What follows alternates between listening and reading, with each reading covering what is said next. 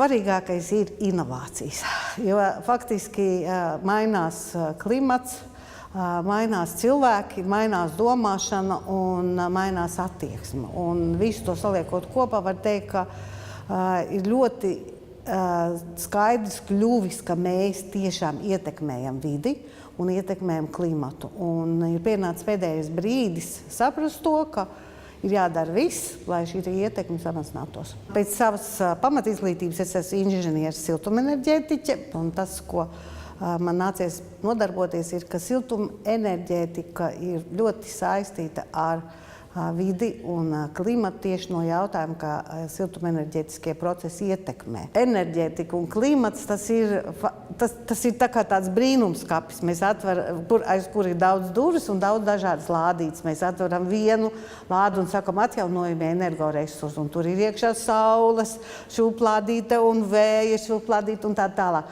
Un jūs saprotat, tas brīnums ir veidojas ar to, ka tehnoloģijas mainās.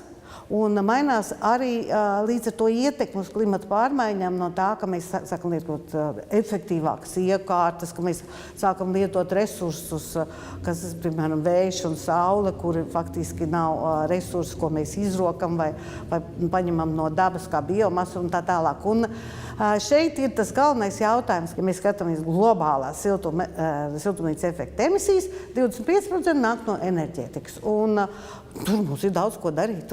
Un grāmatā es mēģināju uzrakstīt to, ko mēs Latvijā darām un ko mēs varētu darīt.